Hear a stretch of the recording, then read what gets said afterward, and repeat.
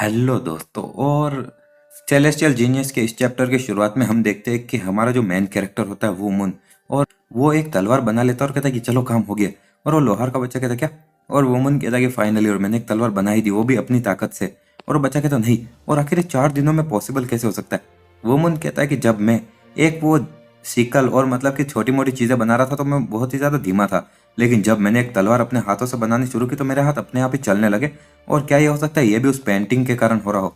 और वो मन में सोचा नहीं, और सबसे ज्यादा जिसने मेरी मदद की थी वो, और तभी वो उस लोहार से बोलता है कि सर और थैंक यू, और आप ही के कारण मैं ये तलवार बना पाया। और लोहार कहता चलो, और लगता है कि तुम जितनी मैंने उम्मीद की थी उससे बेहतर थे, और अब तुम्हें ये फालतू की दूसरी चीजें बनाने की कोई जरूरत नहीं, और तुम जितनी चाहो उतनी तलवारें बना सकते हो अपनी इच्छा से। और वो दूसरा बच्चा कहता वो पिताजी, और वुमन कहता थैंक यू सो मच। और आगे वो लोहार कहता उसके बदले में मुझसे वादा करो कि जो भी तलवारें तुम यहाँ पर बनाओगे उनको बस तुम्हें अच्छाई के लिए और इंसाफ के लिए इस्तेमाल करना होगा। वुमन कहता हाँ बिल्कुल, और मैं वादा करता हूँ। और वो दूसरा बच्चा मन में सोचता आखिर वो इडियट ऐसा कैसे कर सकता है यार। और हम देखते हैं रात हो चुकी होती है और वुमन एक जगह पर खड़ा होता है, और वो तलवार देखते कहता चलो, और अब मैं हेवन एंड अर्थ की तलवारबाजी भी सीख सकता हूँ। और इसी तरह से दूसरा दिन आ जाता है, और कुछ बोल रहे होते हैं कि आखिर वो देखो, और मैं तुम्हें बोल रहा हूँ ना कि वुमन पिछले कुछ समय से अपनी स्किल को काफी ज्यादा शो ऑफ कर रहा है यार।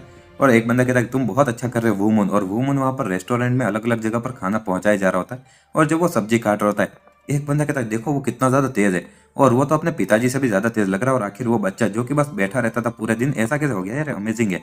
तो उसके पिताजी कहते हैं कि हाँ, और ये सब कुछ तो मैंने ही उसको सिखाया, और वो बहुत ज्यादा गर्व से हंस रहे होते। और आगे वो कहते हैं वुमन, और क्या कुछ अच्छा हुआ क्या, और तुम नॉर्मल से ज्यादा एक्साइटेड लग रहे हो। वुमन कहता नहीं, मैं तो बस सबसे ज्यादा मेहनत कर रहा हूँ और कुछ नहीं। हम देखते हैं कि एक दरवाजा खुलता है, और तभी एक बंदा कहता है कि भले ही ये जगह थोड़ी सी बेकार है लेकिन यहाँ का खाना कहा जाता है कि डिलीशियस है माय लेडी, और चलो अंदर चलते हैं। और वुमन के पिताजी कहते हैं वेलकम। वुमन वो देखते हुए मन में सोचा एक मिनट, ये तो वही है ना इमचू, जिसने कि मुझे पिछली बार मारा था। और वो इमचू बोल रहा था कि हाँ और रो और रो। और इमचू वहां पर उस लेडी को बिठाने के बाद में दूसरी कुर्सी पर बैठने लगता है, और कहता है चलो, और अगर आपको कुछ भी चाहिए तो मुझे बता देना। तो वहां पर उस लेडी का जो एक बॉडीगार्ड होता है वो कहता है कि ओए बेवकूफ, और तुम्हारी हिम्मत कैसी हुई इनके साथ में बैठने की। और हम देखते हैं कि वो इमचू मन में सोचता है कि नहीं नहीं ये एसोल। और आगे कहता नहीं नहीं, मैं तो बस यहाँ पर बैठने की कोशिश नहीं कर रहा था, मैं बस सीट बाहर निकाला था ताकि आप यहाँ पर बैठ सको, प्लीज बैठ जाइए। तो बॉडीगार्ड कहता आखिर मैं यहाँ पर इनके जैसे स्टेटस वाले के साथ में कैसे बैठ कर खा सकता हूँ। तो वो लड़की कहती कि चलो और तुम दोनों ही बैठ जाओ, और ऐसा तो है नहीं कि मैं कोई रानी वगैरह हूँ, और इतनी ज़्यादा तुम इज्जत करोगे तो मुझे शर्म आएगी इतने लोगों में। और वो कहते ठीक है बैठ जाओ अंकल। और वो बॉडीगार्ड इसका अंकल होता है, वो बैठता है और कहता ठीक है चलो, और आज के लिए मैं बैठ जाता हूँ। और वो इमचू मन में सोचा कि ये जो बंदा है सच में काफी ज्यादा बुढ़ा हो चुका है, और अभी भी ये ऐसे, मुझे उम्मीद है कि पूरी जिंदगी बस ऐसे बॉडीगार्ड बनकर ही निकाल दे। आगे वो कह रहा ओए आखिर तुम लोग क्या कर रहे हो, और क्या तुम हमारे ऑर्डर रिसीव नहीं करने वाले क्या। तो वो लड़की कहती ओए क्या तुम थोड़ा अच्छे से बात नहीं कर सकते। तभी वो मन वहां पर बीच में आता है और कहता प्लीज अपना ऑर्डर बताइए। और एकदम से वो आ जाता है। तो वो दूसरा जो बॉडीगार्ड होता है वो मन में सोचता है मैंने उसको आते हुए सेंस भी नहीं किया। इमचू कहता ओए संग वुमन, और आखिर ये इडियट हमारा ऑर्डर कैसे लेगा। वुमन कहता आखिर तुम लोग क्या खाने वाले हो। वो लड़की कहती आखिर यहाँ पर अच्छी चीज क्या है। वुमन कहता कि यहाँ के नूडल्स और डक वो अच्छे हैं। तो लड़की कहती प्लीज वो लेकर आओ। तो वुमन वहां से जाते हुए कहता ठीक है, और मैं आपके लिए वो लेकर आता हूँ तुरंत। और वो इमचू को एक मारता भी है अपने हाथ से। इमचू कहता तुम इडियट, तुम्हारी हिम्मत कैसे मुझे मारने की। तो वुमन कहता कि सॉरी, और मैं तो एक इडियट हूँ ना तो इसलिए। तो वो बहुत ज्यादा गुस्सा हो रहा था दूसरा बंदा। आगे इसी के साथ में रात हो जाती है, और वो लोग कहते हैं हमने काफी ज्यादा अच्छे से खाया और सच में अच्छा खाना था। और वो लोग कहते थैंक यू। और जब सभी लोग जा रहे होते तो वो जो इमचू होता है वो दूसरी लेडी को जाते हो कहता माई लेडी, और मुझे थोड़ा अर्जेंट काम है और मैं वापस बाद में आ जाऊंगा, प्लीज आप मेरे बिना चाहिए। और वो लेडी कहती कि ठीक है और ज्यादा लेट मत होना। इमचू कहता ठीक है। और जब वो बॉडीगार्ड और लेडी दोनों चले जाते तो इमचू वापस उसी वुमन के वहां पर आता है और दरवाजा खोलते हुए कहता आखिर किस तरह की घटिया रेस्टोरेंट है, और यहाँ पर मेरे खाने के अंदर एक बाल आया था जो मैंने खाया था, और आखिर तुम्हारी हिम्मत कैसी हुई हमारी लेडी को ऐसा खाना देने की। वो मन कहता ये ऐसा कहीं का। तो उसके पिताजी कहते आखिर तुम क्या कर रहे हो, क्या तुमने देखा नहीं क्या पहले, और ये वहां पर लेडी के उन नोबल लोगों में से एक है, और हम ज्यादा लापरवाही से बात नहीं कर सकते। वो मन कहता कि वो बकवास कर रहा है हाँ, और आखिर मैं इस तरह से चुपचाप ही कैसे सहूं। तो उसके पिताजी कहते भूल जाओ, और हमें ये सहना ही होगा, और मैं इससे निपट लूंगा, तो चुपचाप बैठे रहो। और आगे वो कुछ रुपए देते हुए कहते हैं कि चलो, और मैं आपसे माफी मांगता हूँ, और ये आपके पैसे का रिफंड, और साथ ही में आपको जो मुश्किलें हुई उसके लिए भी पैसे। तो इमचू कहता कि चलो, और मैं हमारी लेडी के कारण अभी चुप रह रहा हूँ, वरना तुम्हारी हिम्मत कैसे हुई हमारी लेडी के साथ में ऐसा बर्ताव करने की, और अगली बार से ध्यान रखना। और वुमन के पिताजी कहता ठीक है हम समझ गए। और वुमन बहुत गुस्सा भी हो रहा था, और जब वो बंदा वहां से चला जाता है वुमन के पिताजी कहते चलो, और हम बहुत ही ज्यादा मुश्किल से बच गए यार। और वुमन मन में सोचता है इमचू और तुम गए काम से। बाहर हम देखते हैं कि इमचू जब जा रहा था वो कहता हाँ, और आखिर उसको लगता क्या है कि आखिर वो बॉडीगार्ड हम सभी लोगों को ऐसे जाने को बोल सकता है, और मैं पक्का उस लड़की को अपने साथ में लेकर ही आऊंगा। और तभी पीछे से वुमन आता और कहता कि ओए खरगोश दांत वाले, और एक सेकंड के लिए यहाँ पर आना। तो इमचू कहता क्या कहा तुमने, खरगोश जैसे दांत वाला? हाँ? और आखिर कौन है जो मुझे ऐसा बोल रहा है? और जब वो पीछे मुड़ता है वो कहता हाँ संग वुमन। और ये इडियट, सच में तुम पागल हो चुके हो क्या? तो वुमन कहता है कि नहीं, हाँ मैं बिल्कुल पागल हो चुका हूँ। और क्या तुम भी तो एक पागल इंसान से मार खाना चाहोगे? एमचू कहता ठीक है तुम इडियट, और मैं परफेक्ट मोमेंट पर तुमसे मिला, और मैं वैसे भी अपने गुस्से को कहीं पर तो उतारने वाला था, और चलो मैं थोड़ा तुम्हें भी स्वाद चखाता हूँ। तो वुमन कहता ट्राई करो, अगर तुम कर सको तुम एसहॉल कही के। और इमचू कहता ये इडियट, और जब वो एक मुक्का मारने वाला होता है तभी वुमन उसको एक कोहनी से मारता है। और इमचू कहता ओए चोट दर्द हो रहा है यार, और बस तुम इस एक पंच के साथ में लकी थे, लेकिन अब मैं इतनी आसानी से तुम्हें जाने नहीं दूंगा और मैं तुम्हें मार डालूंगा।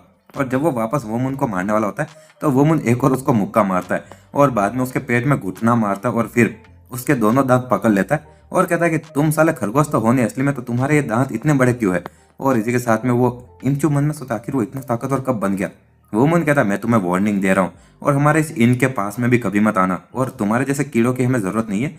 और जो दो लोग तुम्हारे साथ में आए थे वो तो तुमसे अलग लग रहे थे, तुम्हारे जैसे बिल्कुल नहीं थे, लफंगे।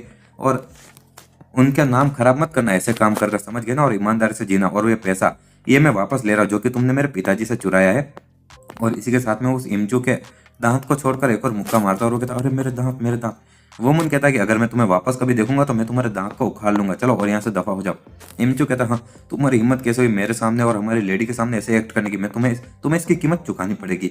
वो मन कहता कि क्या, चलो तो मैं अभी कभी तुम्हारे दांत निकाल लेता हूँ। तो इमचू वहां से भाग जाता है। वो मन कहता कि ये घटिया इडियट कहेगा, और आगे कहता लेकिन चलो, और ये काफी ज्यादा अच्छा लग रहा है जब मैं ताकतवर हो चुका हूँ। और आगे हम देखते हैं कि कहीं पर सुबह हो चुकी होती है, और वो उनके पिताजी कहते क्या तुम बोल रहे हो कि उसने पैसे वापस दे दिए, और ये इम्पॉसिबल है, और जरूर तुम उससे लेकर आए होगे। वुमन कहता क्या, और आखिर ये पॉसिबल कैसे, मैं इतना कमजोर हूँ, और उसने मुझे कहा कि बस ध्यान से रहना और पैसा वापस दे दिया। वुमन के पिताजी कहते वेल चलो, और तुम्हारे पास में वैसे ताकत तो है नहीं कि तुम उससे पैसे ले सको, लेकिन फिर भी ये मैंने उसको जितना दिया था उससे ज्यादा पैसा है। वुमन कहता है कि ये सच में ये एक दिन का ब्याज भी उसने वापस दिया है। उसके पिताजी कहते हैं कैसा ब्याज? वुमन कहता है कि मुझे पता नहीं यार, तुम रखो इसको।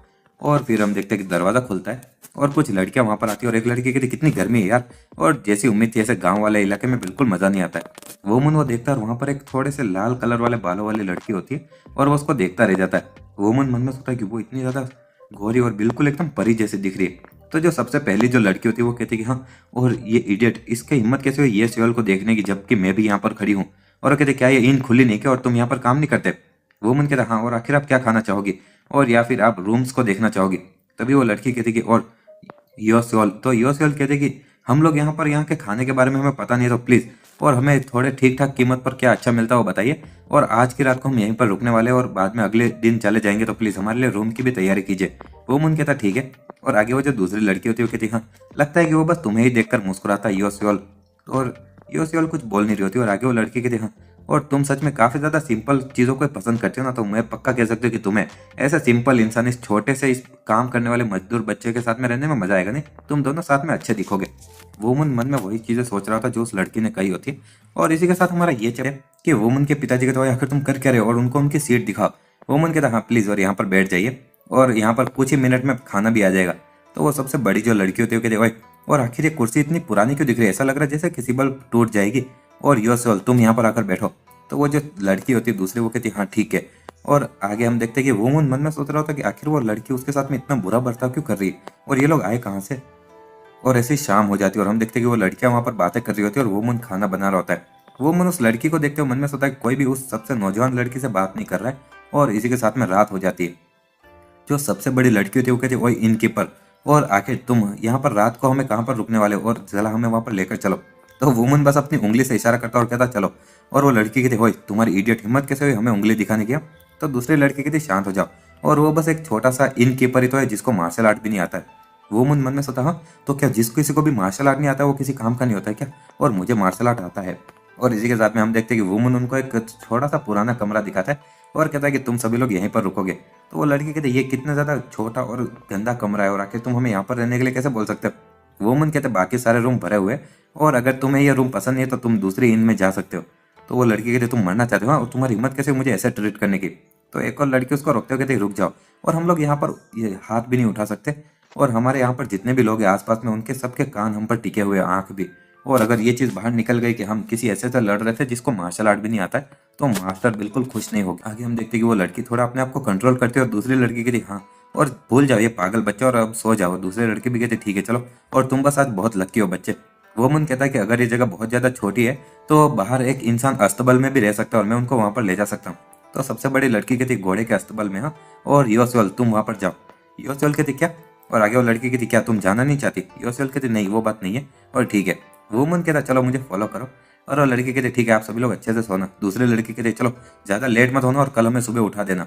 योसेल उदास होकर खड़ी होती है और हम देखते हैं कि वुमन उसको एक कमरे में ले जाता है जहां पर कि वो कहती ये वुमन कहता है कि एक मेहमान ने अचानक से वो सारी चीजें कैंसिल कर ली और मैं तुमसे एक्स्ट्रा पैसे नहीं लूंगा तो प्लीज यहाँ पर सो जाओ। योसेल कहते लेकिन ये बहुत ही बड़ा कमरा और साफ भी है और मुझे दूसरे स्टूडेंट को भी यहाँ पर बुलाना चाहिए। वुमन कहता नहीं नहीं, और वो लोग ऑलरेडी सो चुके होंगे और तुम उनको ऐसे फालतू में डिस्टर्ब करोगी। और जहां तक बात रही दूसरे दिखने की बात है तो मैं सभी लोगों को ये बोल सकता हूँ कि सब लोग बहुत थके हुए थे और इसलिए वो ऑलरेडी थक चुके होंगे, और ये दूसरों से सीक्रेट रखना, वो लोग लड़कियां मुझे मार देगी वरना, और अगर उनको ये पता चला तो। और योसेल कहते ठीक है और थैंक यू। वुमन कहता बिल्कुल, और चिंता मत करो यहाँ पर सो जाओ अच्छे से। और जब वुमन वहां से चला जाता है योसेल साइड में देखती है और इधर उधर कमरे में सारी चीजें देखती है और फिर सो जाती है और कहती कि वाह और ये काफी ज्यादा अच्छी जगह है। और वुमन भी कमरे के बाहर होता और कहता चलो और अब मुझे भी जाकर अपने मार्शल आर्ट की प्रैक्टिस करनी चाहिए। इसी के साथ में हम देखते हैं कि वुमन जब अपने घर से बाहर जा रहा होता है, बाहर की तरफ के सीन में है ना जो इमचू होता है वो कहता हाँ यहीं पर, वो यहीं पर रहता है। और एक बंदा कहता है इमचू तुम इडियट कहीं के, और अगर जो पैसा तुमने वादा किया है वो हमें नहीं दिया जाएगा ना तो तुम बहुत पछताने वाले हो। इमचू कहता चिंता मत करो यार, और मैं अगर तुम ये पक्का करोगे कि वुमन वापस कभी मुझ पर हाथ ना उठा पाए तो मैं तुम्हें 45 सिल्वर के सिक्के दूंगा। तो आगे वो इमचू कहता है कि वुमन तुम एसोल, और इस बार तो वो अपने पैरों पर चल के वापस नहीं जा पाएगा और कभी नहीं। हम देखते हैं कि कहीं पर रात को वुमन अपनी तलवार से प्रैक्टिस कर रहा था और कहता चलो और आज के दिन में इस लकड़ी की तलवार से प्रैक्टिस करूंगा। तभी इमचो वहां पर आते हुए कहता कि वुमन आज तुम मरे और तुम्हारी हिम्मत कैसे मुझे क्रॉस करने की, और मैं डेबू याचा को अपने साथ में लाया हूँ। और डाबू याचा कहता है कि 1 मिनट, और तुम किसी इस जैसे बच्चे से भी नहीं निपट पाए। हाँ, और वुमन कहता है ओए इमचू, और मैंने तुम्हें वार्निंग दी थी और आखिर तुम्हारे साथ में इडियट्स कौन है। तो इमचू कहता है कि अपनी जबान संभाल के, और तुमने इडियट किसको कहा, डाबू याचा तुम्हें जिंदा नहीं छोड़ेगा। डाबू याचा कहता है कि क्या तुमने हमें इडियट बुलाया, और चलो देखते कि लगता है तुम्हारे पैर तोड़ना काफी नहीं रहेगा। और वो अपने हथियार से एक हमला करता है और आगे वो कहता है मैं तुम्हारे सारे हाथ पैर तोड़ दूंगा। इमचू कहता है कि उसको जिंदा मत छोड़ना, उसको खत्म कर दो। और डाबू याचा हमला किए जा रहा होता है, ये उस वुमन वहां पर उसके सारे हमले को डॉज किए जा रहा होता है, और डाबू याचा कहता है वो किसी मछली की तरह, और आखिर वो इतना तेजी से कैसे मूव कर रहा है। और जब वो मारने वाला होता है तभी वुमन अपने फुटवर्क का इस्तेमाल करता है और मन में सोचता है कि यहाँ पर एक काफी ज्यादा स्वीट और जेंटल एनर्जी है, और क्या ये हो सकता है कि ये डिवाइन एंड इथर्नल मूवमेंट है। तो वो डाबू याचा कहता है कि ये एसोल्स, और इसको थोड़ी बहुत ट्रिक्स आती है। हाँ, और चलो तुम सभी लोग क्या कर रहे हो, उसको पकड़ो। और सारे जो लोग होते हैं वो सभी हमारे वुमन की तरफ बढ़ने लगते हैं। वुमन मन में सोचता है कि ये मेरे लिए अपॉर्चुनिटी जैसा है कि मैं अपनी स्वॉर्ड फाइटिंग और मार्शल आर्ट की एनर्जी सारी स्किल्स को एक साथ में प्रैक्टिस कर सकता हूँ। और वो दूसरे लोग भी वुमन की तरफ बढ़ते हुए हमला करते हैं और वो कहते हैं मरो। और तभी वुमन अपनी तलवार घुमाकर मारता है, उन दोनों को ही साइड में कर देता है, और फिर उस डाबू याचा को भी एक मारता है। और हम देखते हैं कि वो तीनों लोगों से एक साथ में ही लड़े जा रहा होता है और वो तीनों ही नीचे गिर जाते हैं। और इसी के साथ में वो डाबू याचा कहता है कि ये एसहोल कहीं का, और एक और हमला करता है। लेकिन तभी वुमन अपने हाथ से एक मारता है और उसके हाथ से कुल्हाड़ी गिर जाती है और वो कुल्हाड़ी दूर जाकर गिरती है। वुमन कहता है तुम इतनी ऑलरेडी हार नहीं मानने वाले हो राइट, और चलो वापस अपनी कुल्हाड़ी उठाओ और ये मेरे लिए प्रैक्टिस के लिए अच्छा रहेगा। डाबू याचा मन में सोचा 1 मिनट, वो मेरा मजाक उड़ा रहा है क्या, और मुझे यकीन नहीं होता कि वो मैं बस लकड़ी की तलवार से हरा रहा है। और एक बंदा कहता बॉस, और डाबू याचा मन में सोचा ये एसोल, और हम इसको हल्के में नहीं ले सकते। और आगे हम देखते हैं कि वो डाबू याचा कहता है अरे भाई भाई, और लगता है कि मैंने तुम्हें कम समझ लिया, और अगर तुम्हारी इमचू से लड़ाई है तो तुम उसके साथ में जो चाहो वो करो। और वुमन कहता क्या तुम सच में कुछ करने नहीं वाले, और इसी के साथ में वो सभी लोग वहां से भागने लगते। और एक बंदा कहता बॉस हमारा भी इंतजार करो। वुमन कहता आखिर ये क्या है यार, और मैं अभी अभी तो जोन में जाकर लड़ने वाला था, एकदम मजा आ रहा था। और वो मन में सोचा कि मेरी तलवार की टेक्निक और मार्शल आर्ट को एकदम कंबाइन करना, और ऐसा लग रहा था जैसे कि मैं अपनी बॉडी को एकदम कंप्लीट कर रहा था।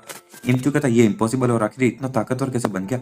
और तभी वुमन कहता इमचू, और क्या तुम मरना चाहते हो, और उसका कॉलर पकड़ लेता है। आगे वुमन कहता है कि अब जब मैं इसके बारे में सोता तो तुम हमेशा से ऐसे इंसान हो ना जो कि मार खाने के बाद में उसको होश आता है, और मैं सच में बहुत ही ज्यादा दयालु था कि मैंने तुम्हारे जैसे किसी इंसान को ऐसे जाने दिया जिसने मेरे पिताजी की भी बेइज्जती की थी।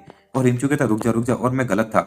लेकिन तभी वुमन उसके मुंह पर एक मुक्का मारता है और कहता कि इतने समय से तुम अपने से कमजोर लोगों को मार रहे थे राइट। और इमचू कहता मुझे माफ कर दो, और अगर तुम मुझे वापस कभी देखोगे।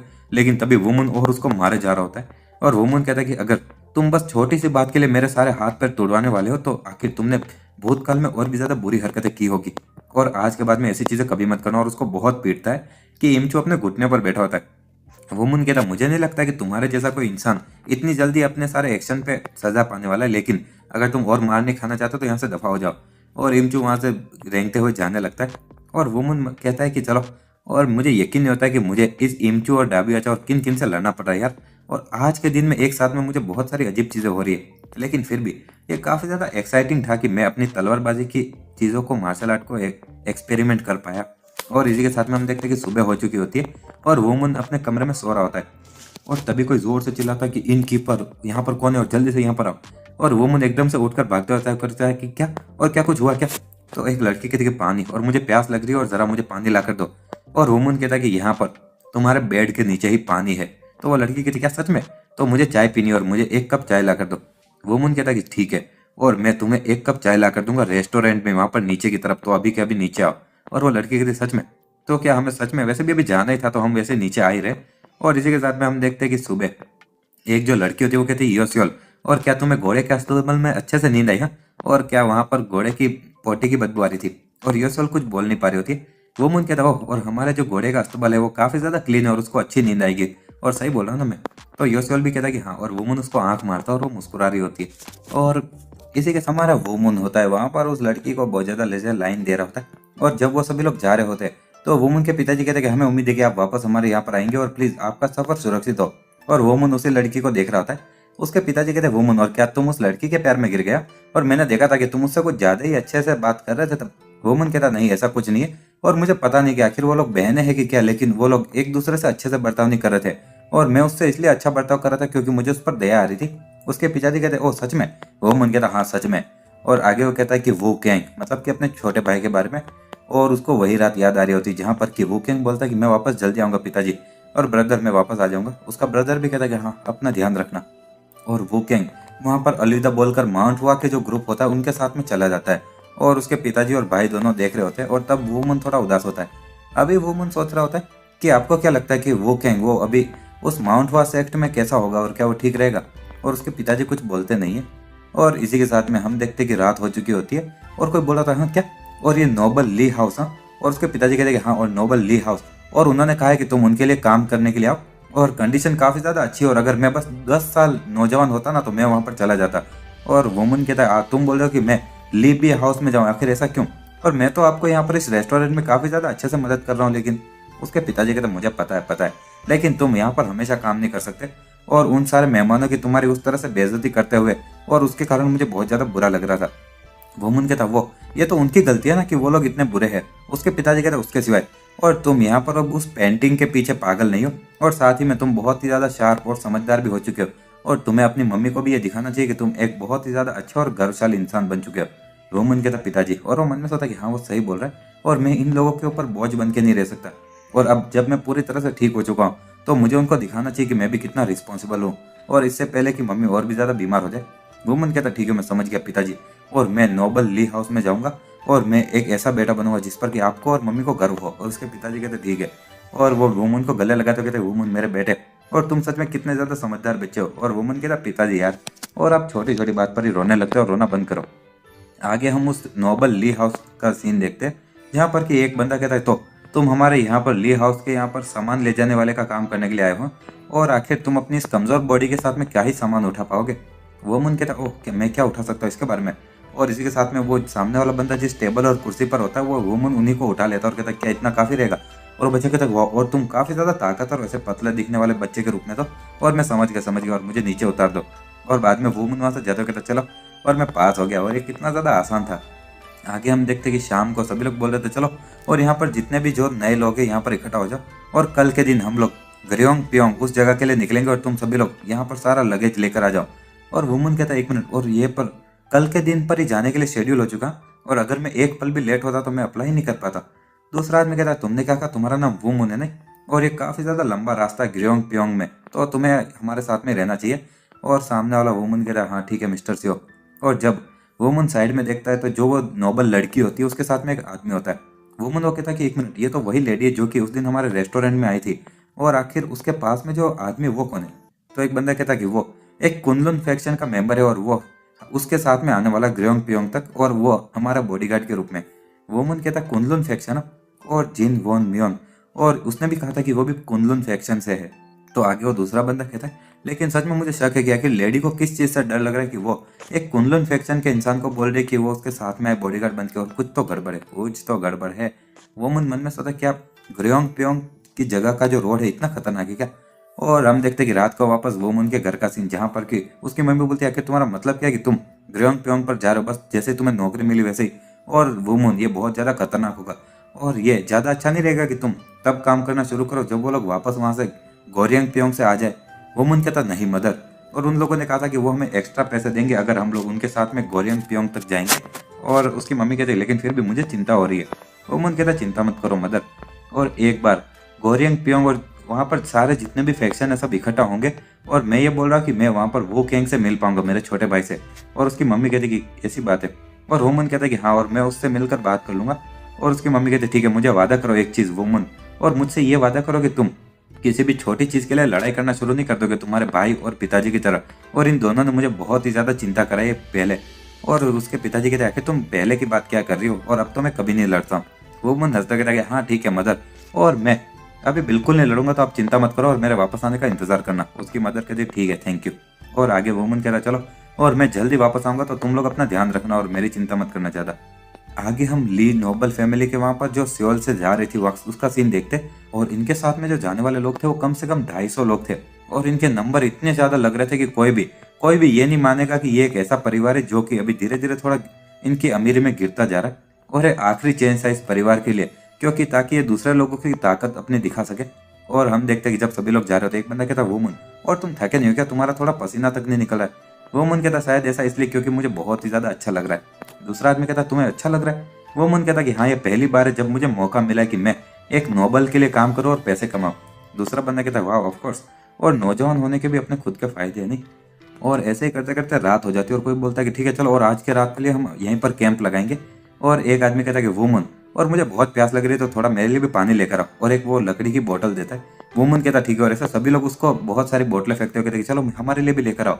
और वुमन कहता कि वो, और मैं चलो एक बहुत बड़ी बाल्टी भरकर ही पानी लेकर आ जाता हूँ, इससे तो अच्छा। आगे हम उस लड़की योन सी उसके टेंट का सीन देखते, जहाँ पर कि वो बोल रहे थे मुझे बहुत ज्यादा कॉन्फिडेंट लग रहा है कि आप हमारे साथ में आ रहे हो कुनलुन के यो मून क्वैंग, और ये हमारे लिए गर्व की बात है कि आप हमारे साथ में यहाँ पर आ रहे हो। और वो दूसरा बंदा कहता है कि तुम कुछ ज्यादा हम्बल हो, और कोई ऐसे कुनलुन के सेक्ट से उसके सामने भी। एक लड़की कहती कि नहीं नहीं, और हम सब यही कहना चाहते हैं कि आप बस हमारा ध्यान रखें। तो वो बंदा कहता है कि नहीं नहीं थैंक यू। और आगे वो मन में सोचता है कि मुझे सच में इतना ज़्यादा पैसा मिल रहा है, और साथ ही में इतनी ज़्यादा लग्जरियस कंडीशन मिली, और साथ ही में मुझे कोई कारण नहीं दिख रहा मना करने का, और मुझे इतनी ज़्यादा खूबसूरत औरतें मेरी कंपनी दे रही है यार। और जहाँ पर कि मेरे सेक्ट के अंदर तो बस बुढ़े लोग ही होते थे मेरे आसपास में, और मुझे सच में अपना थोड़ा स्ट्रेस सुबह खत्म करना चाहिए नहीं जाने से पहले। और साथ ही में साइड में देखते हुए कहते हैं खास करके ये योन, और कोई किसी ने भी नहीं सोचा होगा कि इतना ज़्यादा कीमती खजाना यहाँ पर इस छोटे गाँव में छुपा होगा, और मैं अगले 4 दिनों में पक्का उसको अपना बना लूंगा। एक लड़की कहती है भगवान, और आखिर वो कौन है, और मैंने उसको पहचाना नहीं। और वो कुनलुन वाला बंदा कहता है एक मिनट। और एक लड़की कहती है वो हमारा नया सामान ले जाने वाला पोर्टर है, और वहां पर वुमन होता है जो कि बिना शर्ट के वहां पर पानी भर रहा होता है। और वो लोग कहते हैं वाह, और वो काफी ज्यादा नौजवान लग रहा है, लेकिन फिर भी वो कितना ज्यादा फिट है नहीं, 6 पैक्स। और कुनलुन वाला बंदा कहता है कि एक मिनट, और वो मन में सोचता है कि बस एक सामान उठाने वाला मेरी स्पॉटलाइट छीन रहा है, और उसकी हिम्मत कैसे हुई, और अपने ऐसे कपड़े उतार के पानी बनाया, और सब लोग इसके अटेंशन दे रहे मुझे देखने की जगह, और गवार कहीं का। और जब वो साइड में देखता तो योन भी उसे देख रही होती है, और वो बंदा मन में सोचता अरे यार, और यहाँ तक कि योन भी अपनी नजरें उससे हटा नहीं पा रही है, और यहाँ तक कि उसने मुझे एक बार भी नजरों से देखा ही नहीं। और योन कहती ओह, और दूसरी लड़कियां कहती डियर लॉर्ड, और क्या हुआ, और आपके जैसी एक बड़ी लेडी को तो उसके ऊपर ऐसे नजरें नहीं डालनी चाहिए, लेकिन आप भी नजरें हटा नहीं पा रही हो। और योन मन में सोचे कि ये तो वही रेस्टोरेंट वाला बच्चा है, और मुझे लगा था कि उसने कभी मार्शल आर्ट सीखा नहीं है, लेकिन उसकी बॉडी एकदम परफेक्ट है एक मार्शल आर्ट सीखने के लिए। और वो कुंदन वाला बंदा कहता है वो मेरी स्पॉटलाइट छीन रहा है, और मैं उसको ऐसे नहीं जाने दे सकता, और चलो, और मैं तुम्हारा ये बदसूरत चेहरा देखूंगा। और इसी के साथ में एक सुई निकालता और कहता है कि ये पियर्सिंग एंड मैमिंग नेल का हमला है, और तुम्हें अपनी पूरी जिंदगी अब एक अपाहिज बनकर रहना पड़ेगा, और वो भी इन औरतों की नजरों के सामने। और इसी के साथ में वो सुई से हमला करता है वुमन पर, और इसी के साथ हमारा और जबकि ये औरतें देख रही होगी तभी, और जब वो सुई हमारे वुमन को लग रही होती है तभी वो अचानक से वुमन उस सुई की तरफ देखता है, और वो सुई कहीं और ही उड़ जाती है। और दूसरा बंदा कहता है हाँ आखिर ये क्या था, और दूसरी वो लड़कियां कहती है और क्या हुआ, तो वो कुंदन वाला बंदा कहता नहीं नहीं कुछ नहीं। और वो वापस वुमन की तरफ देखते हो, मन में सोचा कि आखिर वो बस एक सामान उठाने वाले ने मेरे हमले को कैसे रोक दिया, और आखिर ये है कौन। और हम देखते कि वुमन बहुत ही ज्यादा उधर घूर रहा होता है। तो वो कुंदन वाला बंदा वापस अपनी नजरें छुपाते मन में सोचा कि वो मुझे देख रहा है, और वो पक्का एक मार्शल आर्ट का मास्टर है यार। और वुमन वहां से देखते वापस मुड़ता और कहता कि आखिर ये क्या था, और वो चीज किसने फेंकी थी, ये बिल्कुल मजाकिया नहीं है यार। और वो दूसरा बंदा मन में सोचा आखिर ये क्या था, और उसको पता है कि आखिर मैंने क्या किया नहीं। और वैसे वुमन को कुछ नहीं पता इसके बारे में। और वुमन वो बड़ा सा ड्रम भर के पानी ले जा रहा होता है, और वो जो यौन होती है वो भी देख रही होती है। इसी के साथ में हम देखते हैं कि रात बहुत ही ज़्यादा हो चुकी होती है। वुमन कहता है कि यार छोटी छोटी चीज़ें करने से भी बहुत ज़्यादा थकान हो जाती है, और अब मैं फाइनली आराम कर सकता हूँ। और वो तलवार ले जाते हुए कहता है कि लेकिन ऑफकोर्स मेरे लिए आराम करने का समय है तलवारबाजी की प्रैक्टिस करने का। और इसी के साथ में वो अपनी तलवारबाजी की प्रैक्टिस करने लगता है। और तलवार बनाने के बाद से ही वुमन वो बहुत ही ज़्यादा अपनी स्वॉर्ड फाइटिंग की प्रैक्टिस करता था रेगुलर। और यहाँ तक कि एक पल भी अगर उसको कभी भी मिल जाता, और ये मार्शल आर्ट और स्वॉर्ड फाइटिंग जो कि उसके दिमाग और मसल सब सीखे हुए थे, और इस एक्सरसाइज से वो बहुत ही ज़्यादा धीरे धीरे ताकतवर हुए जा रहा था। और वुमन यही सब कर रहा होता और कहता चलो, और अब सच में इतने समय बाद में मेरी बॉडी थोड़ी सी ट्रेनिंग से अच्छी लग रही है। और उसके पीछे एक बंदा खड़ा होता है, कहता कि वाह, और ये तो सच में काफ़ी ज़्यादा एक्सीलेंट तलवारबाजी की फाइटिंग स्किल्स है। और ये पहली बार है जब मैंने इतने अच्छे से ये चीज़ देखी हो, और मैंने सच में इन सारी चीज़ों को काफ़ी ज़्यादा मिस कर दिया नहीं। वुमन कहता ओए आखिर तुम कौन हो। तो सामने वाला इंसान कहता छोटे भाई, और तुम्हारी तलवारबाजी की स्किल सुपर्ब है। ये थोड़ा सा बेइज्जती जैसा होगा, लेकिन क्या मैं आपके टीचर का नाम पूछ सकता हूँ। ये बदतमीजी करने के लिए माफी चाहता हूँ। वुमन कहता कि मेरे कोई टीचर नहीं है। सामने वाला बंदा कहता बट ऑफ कोर्स, और तुम मुरिम के एक छुपे हुए ड्रैगन हो जो कि अभी सीक्रेटली किसी ऑर्गेनाइजेशन को खत्म करने के लिए निकले हो नहीं, और किसी भविष्य के खतरे से हमें बचाने के लिए। और शायद मुझे इतना ज्यादा शोर नहीं मचाना चाहिए, और चीजें ज्यादा मुश्किल होगी तो तुम अपनी पहचान छुपा नहीं पाओगे राइट। और वुमन कहता मैं कुछ नहीं। और वो मन में सोचता टेक्निकली देखा जाए तो अगर मैं किसी को अपना टीचर बुलाऊं तो ये जिन वॉन म्योंग होगा, लेकिन ऐसा है नहीं कि उसने मुझे परमिशन दी उसको टीचर बुलाने की, तो मैं अपने आप को उसका स्टूडेंट बता नहीं सकता। और आगे वो बंदा कहता ओह तो आखिर तुम किस तरह के इविल क्रिएचर को इतनी रात को ट्रैक करने के लिए निकले हो। इविल ब्लडी सेक्ट और अलग अलग सेक्ट के वो नाम बता रहा होता है। और वुमन कहता है मैं किसी का पीछा नहीं कर रहा हूँ यार।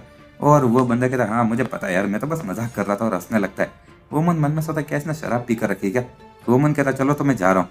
तो दूसरा बंदा कहता ओए तुम ऐसे ही नहीं जा सकते, और हम नसीब के कारण मिले, और आखिरकार अब तुम जा कहाँ पर रहे हो। और अगर हम लोग सही रास्ते पर और एक ही दिशा में जा रहे तो हम लोग साथ में चले जाते नहीं। और अभी के लिए मैं गोरियांग प्योंग की तरफ जा रहा हूँ।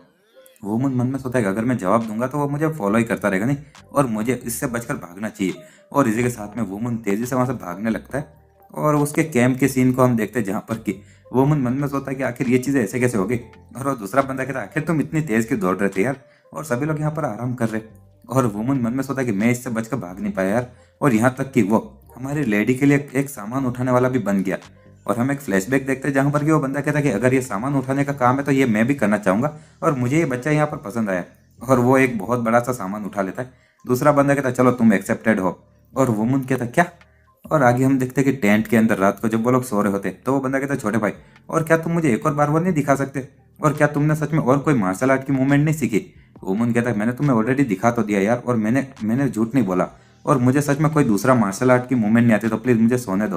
और वो बंदा कहता नहीं यार, पर प्लीज मुझे और बात करनी है सोने से पहले, और मुझे भी नींद नहीं आ रही है। और वो कहता प्लीज। और वो मन अपने कान बंद करते हुए कहता कि आखिर तुम इस तरह से क्यों एक्ट कर रहे हो यार।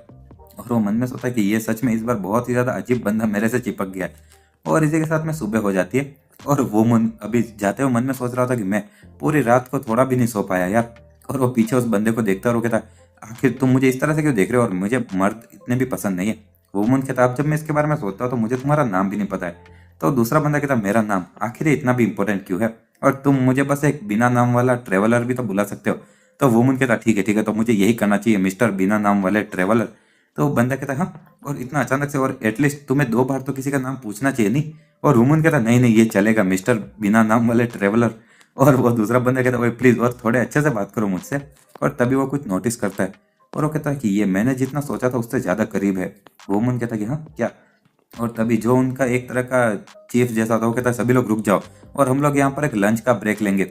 और तभी वो दूसरा बंदा कहता चलो, और ये अच्छी बात है कि अभी लंच टाइम है और मुझे तुम्हें कुछ दिखाना है, मेरे साथ में चलो। वुमन कहता आखिर ये क्या है। तो दूसरा बंदा कहता कि मैं तुम्हें एक बहुत बड़ा गिफ्ट देने वाला हूँ, और इससे तुम सच में काफी ज्यादा सरप्राइज हो जाओगे। और इसी के साथ में वो लोग कहीं जा रहे होते। वुमन कहता आखिर हम लोग और ज्यादा कितनी दूर तक ये पहाड़ चढ़ने वाले, और अगर हम लोग वापस जाने में लेट हो गए तो हम मुसीबत में पड़ जाएंगे। तो दूसरा बंदा कहता वही इतनी ज्यादा चिंता करना बंद करो और मुझे फॉलो करो, और अगर तुम ऐसा नहीं करोगे तो तुम बहुत ज्यादा पछताओगे। वुमन उसके पीछे जाते हुए मन में सोचा, लेकिन आखिर वो इस पहाड़ को इतनी ज्यादा आसानी से कैसे चढ़ रहा है, और वो पक्का कोई नॉर्मल इंसान नहीं है यार। और तभी वो सामने वाला बंदा कहता, ठीक है चलो ये यहीं पर है। और जब वुमन और वो दोनों ही एक जगह पर उतरते तो वुमन कहता, आखिर ये? तो दूसरा बंदा कहता कि हाँ ये एक सिल्वर बालों वाला सेलेस्टियल टाइगर है, और हम इसको बस सेलेस्टियल टाइगर ही बुलाएंगे। आगे वो बंदा कहता कि ये सबसे ज्यादा मतलब कि खतरनाक बीस्ट में से एक है, जो कि डिवाइन स्टारलाइट के साथ में पैदा होते हैं, और सेलेस्टियल टाइगर। और भले ही ये एक सेलेस्टियल बीस्ट कहा जा सकता है, लेकिन ये पूरी तरह से नहीं, क्योंकि इसके पास में वो डिवाइन क्रिस्टल नहीं है, और लगता है कि इसको मरे हुए ज़्यादा समय नहीं हुआ होगा। और वहाँ पर एक टाइगर और मरा पड़ा होता है, और उसका एक बच्चा होता है। और वुमन वो देखते हुए मन में सोचता है कि इसका जो चमड़ी वगैरह है ये बहुत ही ज़्यादा स्टील से भी ज़्यादा ताकतवर है, और इसके दांतों से तो डायमंड भी टूट सकते हैं। और मुझे यकीन नहीं होता कि मैं एक ऐसे बीस्ट को देख रहा हूँ जिसको बस कहानियों में ही सुना जाता है। और तभी वो जो छोटा सा बच्चा होता है टाइगर का, वो गुर्राते हुए उन तरफ आता है। तो वो दूसरा बंदा एक उसके मुंह पर मारते हुए कहता है, ये छोटा बच्चा कहीं का, और उस टाइगर को नीचे गिरा देता है। वुमन कहता, ओ ये तो बस एक बच्चा है यार, और तुम कुछ ज्यादा ही जोर से नहीं मार रहे हो उसे। और तभी वो टाइगर वापस उठता है और उसकी मम्मी के पास में उसको बचाने के लिए चला जाता है। तो वो दूसरा बंदा हंसते हुए कहता है कि देखो, और ये कितना ज्यादा, ये भले एक बीस्ट है लेकिन फिर भी अमेजिंग है नहीं, और ये अपनी माँ की बॉडी को दूसरे अजनबियों से बचाने की कोशिश कर रहा है। वुमन कहता, भले ये कितना भी ज्यादा मिस्टिकल बीस्ट हो, लेकिन ये इसके अकेले के लिए तो जिंदा बचना बहुत ज्यादा मुश्किल होगा। तो वो दूसरा बंदा कहता है कि अगर तुम्हें उसके लिए इतना ही बुरा लग रहा है तो क्यों ना तुम उसको अपने साथ में रख लो, और जैसा कि तुमने कहा अगर हम इसको ऐसे ही छोड़ेंगे तो ये किसी ना किसी दिन मर जाएगा अकेला। और वुमन कहता, क्या? वुमन कहता, मैं बिल्कुल नहीं, और तुम हो जो कि मुझे इस जगह पर लेकर आए तो तुम्हें इस बच्चे का ध्यान नहीं रखना चाहिए। तो दूसरा बंदा कहता है कि मैं किसी भी पल जेल में जा सकता हूँ, और इसीलिए मैं ये रिस्पॉन्सिबिलिटी नहीं ले सकता, और मैं ये बादलों की तरह और हवा की तरह हूँ, और मैं अपनी जिंदगी आज़ादी से जीना चाहता हूँ, और मैं ये नहीं कर सकता। वो मन में सोचता, जरा इसको देखो, और अचानक से कितना ये कूल एक्टिंग कर रहा है नहीं। और दूसरा बंदा कहता, चलो और ऐसा बात मत करो यार, कम ऑन यार, इसका ध्यान रखना ना प्लीज। और इसी के साथ में हम देखते हैं कि उसके हाथ से जैसे कुछ एनर्जी रिलीज हो रही होती है, और वुमन कहता है नहीं। और तभी जब वो एनर्जी रिलीज होती है, वुमन कहता है, एक मिनट, और क्या तुमने वो सुना? तो वो दूसरा बंदा कहता, क्या क्या सुन रहा? और वो मन में सोचा कि यहाँ तक कि उसके कान भी बहुत ज्यादा तेज है यार। और तभी हम देखते हैं कि ऊपर से एक पत्थर नीचे गिरता है, और ये उसी बंदे की एनर्जी के कारण गिर रहा होता है। और वुमन उस बच्चे से कहता है, भागो यहाँ से। लेकिन वो बच्चा अपनी माँ की बॉडी को बचाने के लिए आ जाता है, और वुमन कहता नहीं। और आगे हम देखते हैं कि जब वो बच्चा अपनी आंखें बंद कर लेता है, तो वुमन उस पत्थर को अपने हाथों से रोक लेता है उधर ही, और कहता है कि बच्चे, तुम्हारी माँ भले मर गए हो, लेकिन एटलीस्ट तुम्हें तो जिंदा रहना चाहिए। और वो बच्चा रोते हुए वो देख रहा होता है, और इसी के साथ हमारा रहता है रोक कर। और वो दूसरा बंदा कहता है कि वाह, तुम सच में इनक्रेडिबल हो छोटे भाई, और मुझे यकीन नहीं होता कि तुमने इतने बड़े पत्थर को ऐसे साइड में फेंक दिया। और वेल चलो, जो ये फीमेल टाइगर होते हैं सेलेस्टियल टाइगर, उनको ऐसा कहा जाता है कि वो जब 3 बच्चों को जन्म देते हैं तो वो मर जाते हैं। तो इसका मतलब कि यहाँ पर जो ये बच्चा है, ये जरूर तीसरा बच्चा होगा। और चलो, और ऐसा भी कहा जाता है कि जो तीसरा बच्चा होता है वो सबसे ताकतवर बच्चा होता है इन सभी में। और लेकिन क्योंकि ये अपनी माँ को जैसे पैदा होते ही खो देते, तो इनके जिंदा बचने के चांस बहुत ही कम होते। और अगर तुमने इसकी मदद नहीं की होती तो वो जरूर मर चुका होता। और वुमन उस बच्चे को देख रहा होता और बच्चा भी उसको। वुमन कहता, वही बिना नाम के ट्रेवलर, और बाय एनी चांस क्या तुमने ये सब कुछ प्लान किया हुआ था? तो वो बंदा कहता, क्या प्लान? नहीं नहीं, आके तुम क्या बोल रहे हो, और हंसने लगता है। वुमन कहता, तुमने ये सच में किया नहीं? और आगे वो दूसरा बंदा कहता, मुझे उम्मीद है कि तुम ज्यादा मेरे बारे में बुरा ना सोचो, और मैंने ये सब कुछ तुम्हारे लिए तो किया था आखिरकार। और तुम्हारे पास में ये सेलेस्टियल टाइगर है, और ये कोई नॉर्मल बीस्ट नहीं है, और तुम्हें अभी तक रियलाइज नहीं हुआ कि तुम्हारे पास में क्या ताकत है, और मैंने ऐसा इसलिए किया ताकि तुम्हें ये पता चले। और वुमन कहता, तुम सच में बहुत ही ज्यादा बेकार इंसान हो यार। और आगे वो साइड में देखता है और कहता है, हे भगवान। और वो मन में सोचता है, भले ये बहुत ही बेकार चीज़ है, लेकिन मेरी कोई ऐसी पोजीशन नहीं है कि मैं तुम्हें बड़ा कर सकूं, और मुझे अभी अपने माता पिता के लिए एक अच्छा बेटा होने पर फोकस करना है, और मैं किसी भी चीज़ से डिस्ट्रैक्ट नहीं हो सकता। और वहाँ से जाते हुए कहता है, आई एम सॉरी। और वो जो छोटा टाइगर का बच्चा होता है वो रोते हुए वुमन को देख रहा होता है, और फिर अपनी माँ की बॉडी को देखता है, और वो बहुत ही ज़्यादा रोते हुए वही चीज़ याद करता है जब वुमन ने उसको बोला होता है कि बच्चे, तुम्हारी माँ भले मर गई हो, लेकिन एटलीस्ट तुम्हें तो जिंदा रहना चाहिए। और इसी के साथ में वो अपनी माँ को आखिरी बार अलविदा बोलता है, और वुमन के पीछे भागने लगता है। और हम देखते हैं कि जब वो दोनों वहां से चले जाते, तो वापस उस टाइगर की बॉडी के पास में वही बंदा आता है और कहता है कि मैंने तुम्हारे बच्चे को एक भरोसेमंद इंसान को दिया, तो तुम अब शांति से जा सकते हो, और गुड बाय।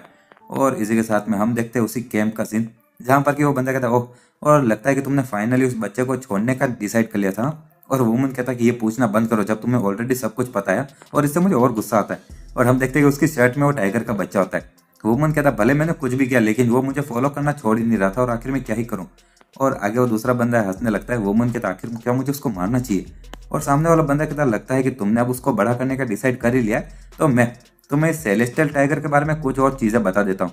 सबसे पहले तो जो ये सेलेस्टियल टाइगर होते हैं वो बिना किसी कारण के लोगों पर हमला नहीं करते, और ऐसा जैसा कि मैंने पहले कहा था, इसके अंदर एक डिवाइन लाइट है। और भले ये एक जंगली जानवर है, लेकिन ये एक बहुत ही ज़्यादा स्पेशल है, जो कि ओमनिवोरस एनिमल है।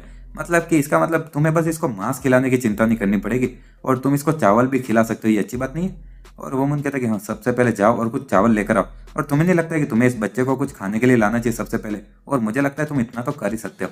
तो बंदा कहता ठीक है ठीक है, और मैं इतना तो कर ही लूंगा, और हंसते हुए जाने लगता है। और जब वो चला जाता है तो वुमन वहाँ पर नीचे देखते हुए कहता चलो, और अब चीज़ें ऐसी हो ही गई तो अब साथ में अच्छे से रहते हैं। और टाइगर का बच्चा उसको देख रहा होता है। और जब वो दूसरा बंदा वहाँ पर जाता है और सभी लोग जब पैक कर रहे तो वो कहता है हे भगवान, और मुझे थोड़ा लेट हो चुका है, लेकिन क्या मुझे थोड़े चावल मिल सकते हैं? और दूसरे लोग कहते क्या, और हमने यहाँ पर जितनी भी चीज़ें वो सब फिनिश कर लिए, और हम अभी जाने ही वाले हैं। तो वो बंदा कहता लेकिन मैं यहाँ पर देख सकता हूँ बहुत सारे बच्चे भी हैं, मुझे बस थोड़े से दे दो नहीं। तो दूसरा बंदा कहता तुम्हारी हिम्मत कैसे, तुम किसी काम के नहीं और ऐसे चावल मांग रहे हो? और तभी पीछे से वो कुंदलून वाला बंदा आता है और कहता क्या कुछ प्रॉब्लम है? तो एक बंदा कहता है कि लॉर्ड यू मुंगकेंग, और मुझे पता नहीं आखिर ये इंसान अचानक से आ गया और लंच टाइम खत्म होने के बाद में हमसे खाने से मांग रहा है। और वो कुंदलून वाला बंदा मन में सोचा एक मिनट, और ये फालतू का बंदा तो यही उस पहले वाले उस वुमन के साथ में घूम रहा था नहीं।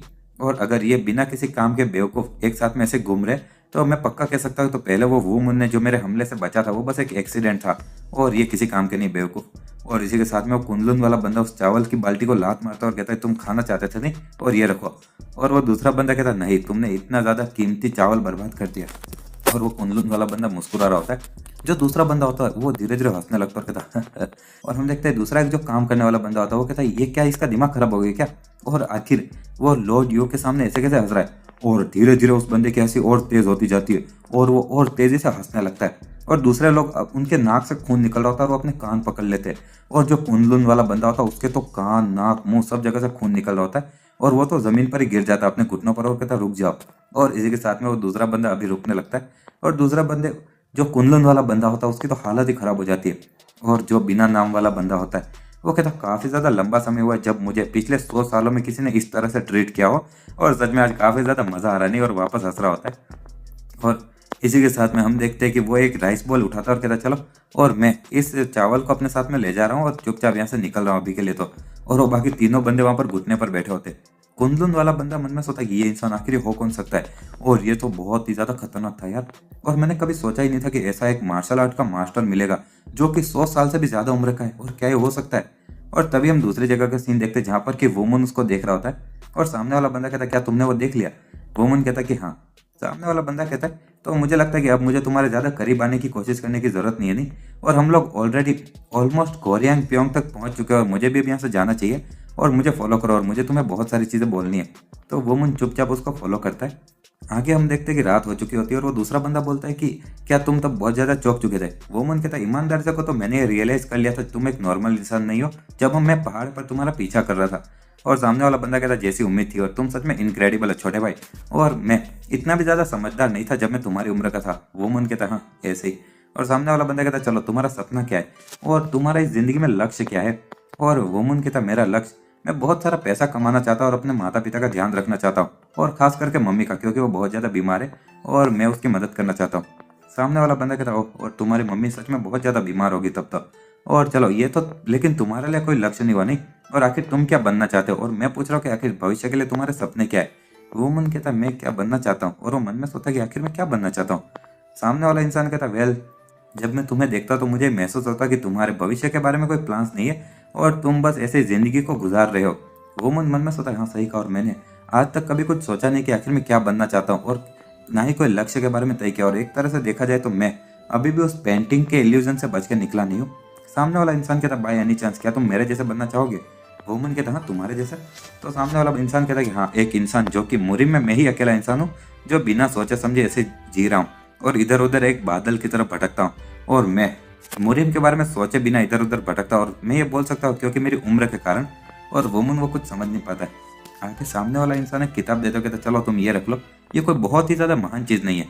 वुमन उस किताब को देखते हुए कहता कि ये एक मार्शल आर्ट की पूरी गाइड है, और तुम इस चीज़ को मुझे ऐसे कैसे दे सकते हो? सामने वाला इंसान कहता मैंने तुम्हें बोला ना कि मैं जिस तरह से चाहता हूँ उसी तरह से जीता हूँ, और मैं वही करता जो मुझे मन पड़ता है, और इसीलिए मुझे तुम्हारे पहले इनर एनर्जी देखकर बहुत ज़्यादा अच्छा लगा, और इसीलिए मैं जानने के लिए तुम्हारा दोस्त बनना चाहता था, और इसीलिए तुम्हारे पास में आया। लेकिन अब मुझे सच में तुम बहुत ज़्यादा पसंद आ चुके हो और इसलिए ये गिफ्ट है। और इसके अंदर कोई बहुत ही ज़्यादा मिस्टीरियस मार्शल आर्ट टेक्निक वगैरह नहीं है, इसके अंदर बस ओरिजिनल बेसिक प्रिंसिपल है मार्शल आर्ट के, तो ये अच्छे से इस्तेमाल करना और ये सच में बहुत ही ज़्यादा तुम्हारे काम आएगी जब तुम इसको पढ़ोगे। वुमन के तो थैंक यू। लेकिन और क्या तुम्हें पता है कि आखिर कोई एक इंसान अपनी इनर एनर्जी, मतलब कि तुम ची भी बोल सकते हो, कि ची को अपने एक हाथ में कैसे फोकस कर सकता है और एक तलवार बनाकर उसको ताकतवर बनाकर लाइट कैसे जला सकता है। सामने वाला बंदा कहता है ओह मेरा मतलब कि तुम्हें ये पता है कि आखिर अपनी पावर को मटेरियलाइज कैसे किया जाता है, राइट। वुमन कहता है कि हाँ वही वही। तो आगे वो बंदा एक छड़ी उठाता कहता है चलो, और तुम्हें दिखाना ज़्यादा आसान रहेगा समझाने से, और तुम्हारे अंदर की जो एनर्जी होती है ची उसको, और मैं इतना भी ज़्यादा अच्छा नहीं हूँ तो मैं तुम्हें बस एक ही बार दिखाऊंगा और इसको अच्छे से याद रखना। और मुझे लगता है कि ये तुम्हारे लिए बहुत ही ज़्यादा आसान रहेगा क्योंकि तुम्हारी जो कॉन्सेंट्रेशन स्किल्स है बहुत ज़्यादा अच्छी है। और चलो, सबसे ज़्यादा जो आसान चीज़ है वो है तुम्हारी एनर्जी को किसी एक चीज़ के अंदर डालना। और ऐसा कहा जाता है कि एक बहुत ही सर्टेन अमाउंट में जो एनर्जी होती है वो थोड़ी बहुत बढ़ा दी जाए, और ये ज़्यादा अगर ओवरफ्लो होगी तो वो बाहर की तरह निकलेगी। और लेकिन ये बिल्कुल ऐसे एक टूटे हुए ग्लास के अंदर पानी डालना, और इसकी असली ताकत इस तरह से पता लगाना मुश्किल होगा। और इसी के साथ हमारा ये कि जो वो मिस्टीरियस इंसान होता है वो हमारे वुमन को तलवारबाजी में एनर्जी डालना सिखा रहा होता है, मतलब कि ची का इस्तेमाल करना, और वुमन वो सब सीख रहा होता है। और आगे वो बंदा बहुत सारी चीज़ें बताता है और वुमन कहता है ओह मैं समझ गया। और इसी के साथ में वो बंदा अपनी एनर्जी को हटा लेता है और कहता है चलो तो अब मैं यहाँ से जा रहा हूँ। वुमन कहता है एक मिनट रुको, और जाने से पहले मुझे अपना नाम बता दो। तो वो बंदा कहता है कि मेरा नाम बेक सेंग उन है, और हम लोग अपने एक दूसरे से काफ़ी ज़्यादा मिलने वाले आगे चलकर। और वुमन मन में सोचा कि बेक सेंग, और आगे वो बंदा वहाँ से जाते कहता चलो कुछ भी हो। और मोरिम की दुनिया में अपनी एनर्जी और बाकी दूसरा मार्शल आर्ट दूसरों को दिखाना बिल्कुल ही एकदम गलत चीज़ है, और अगर तुम किसी दूसरे से कभी पूछोगे तो वो तुम्हें नहीं बताएंगे।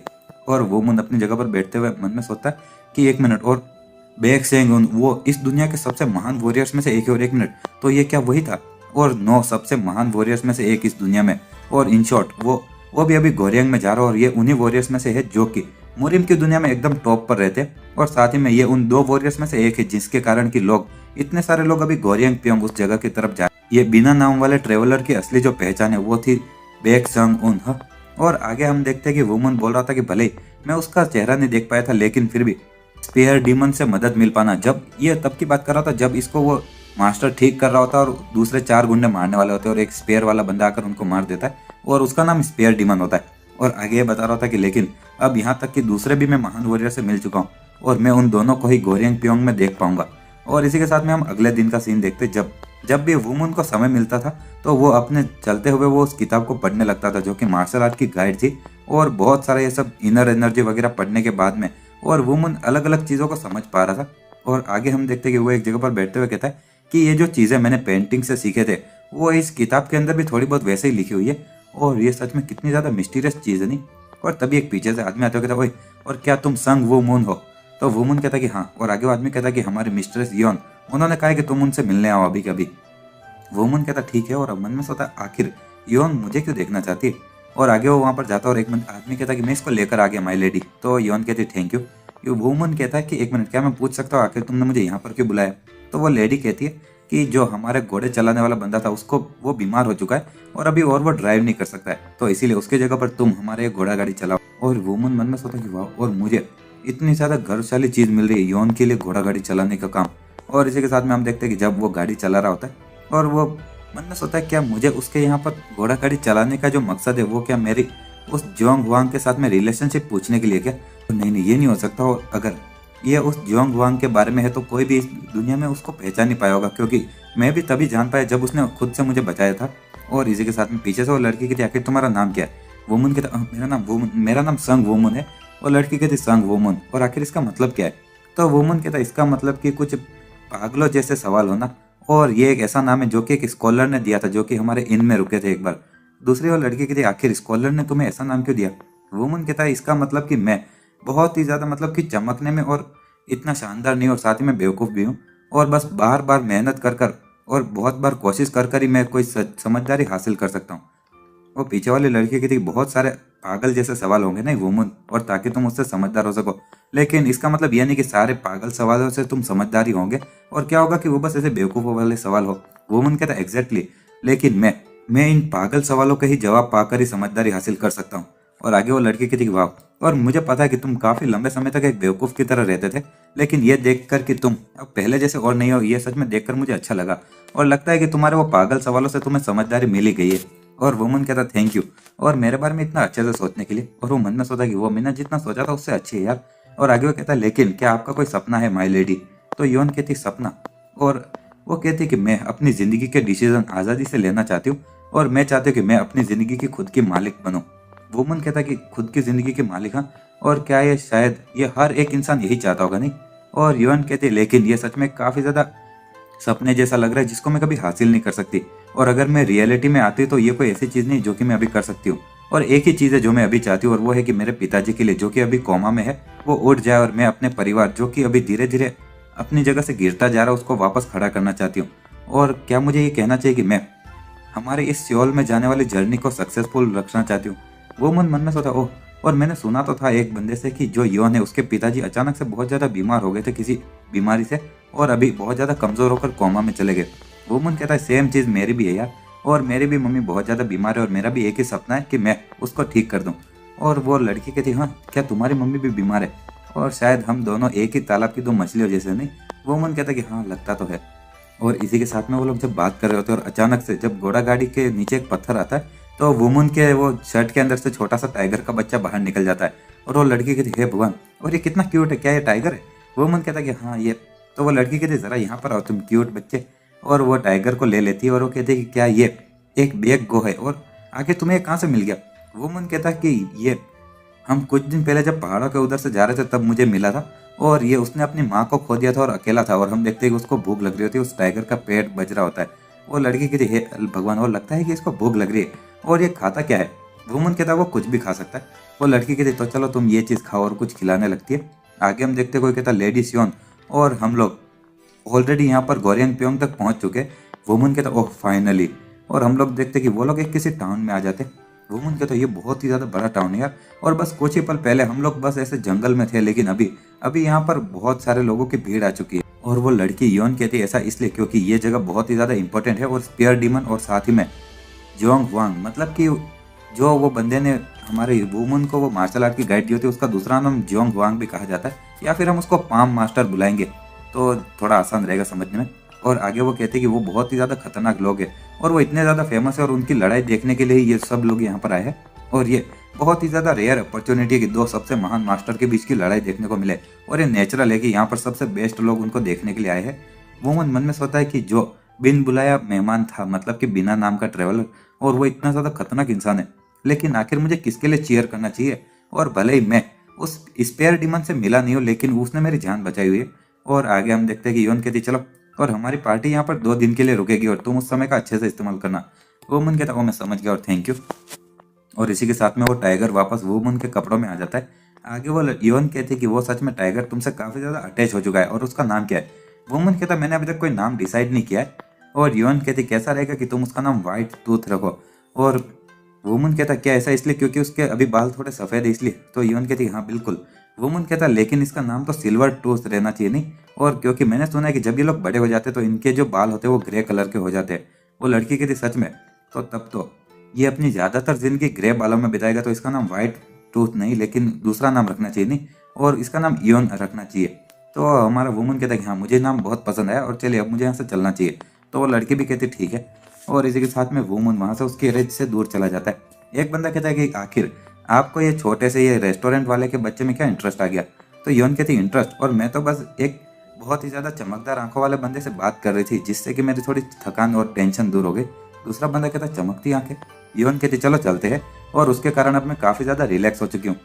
और वो मन में सोची कि मुझे इसलिए निराश नहीं होना चाहिए क्योंकि मैं औरत हूँ और मुझे कॉन्फिडेंट रहना चाहिए, और भले कुछ भी हो लेकिन मैं अपनी पूरी कोशिश करूँगी इस बार की डील को अच्छे से करने की और हमारी फैमिली को वापस ऊपर पहुँचाने की। और वुमन कहीं पर देख रहा होता और कहता वाह यहाँ पर कितने सारे लोग यार, और मुझे पता नहीं आखिर कहाँ पर देखूँ, मैं कहीं खो ना जाऊँ। और इसी के साथ शहर में इधर उधर भटक रहा होता है, तभी कुछ लड़कियां उसके पास में आ जाती है, और एक लड़की कहती है हेलो हैंडसम मेरे साथ में और मैं तुम्हें अच्छा समय दिखाऊंगी। तो एक और लड़की उसके पास में आती है ओए मैंने उसको पहले देखा और मेरे साथ में वो मास्टर। और वुमन कहता आखिर तुम लोग क्या करे? और असल में ये लोग वेश्या होती है। और तभी वुमन सामने देखता है और वहाँ पर कुछ लोग जा रहे होते हैं और उनके बीच में उनका छोटा भाई भी होता है वुमन का। और वुमन कहता ओह वो कैंग, लेकिन वो कैंग उसके जैसे अनसुना कर इग्नोर करने लगता है। और वुमन कहता हाँ, और वो कैंग? और तभी वो कैंग वहां से जाते हुए कहता कि हाँ, और आखिर किस तरह का वॉरियर यहाँ पर वेश्याओं के साथ में घूमेगा इस जैसी महान जगह पर? और दूसरा एक बंदा कहता है कि हाँ, और मैं तो उसकी तरफ देख भी नहीं सकता, और क्या वो लीबी फैमिली के लोगों में से कोई एक है क्या। और वोकिंग वहां पर चुपचाप उसको इग्नोर करते हुए जा रहा होता है वुमन को।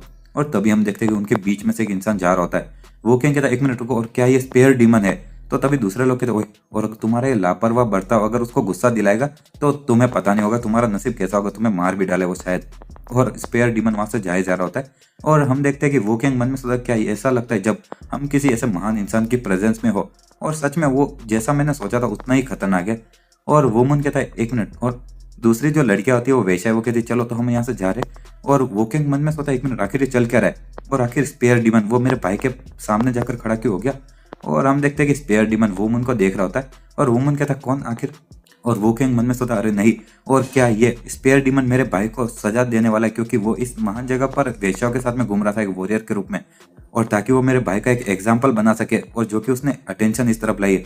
और बहुत सारे लोग इस स्पेयर डीमन के हाथों से मारे जा चुके हैं, और इसने वॉरियर्स को इसलिए मारा क्योंकि वो बस रेड लाइट डिस्ट्रिक्ट के एरियाज में जाते थे और कीड़ों की तरह मार दिया था यार। और हम देखते कि तभी वो कैंग अपनी तलवार निकालने लगता है, और मन में सोचता है आखिर मेरा भाई अपने आप को इस सिचुएशन में कैसे डाल सकता है।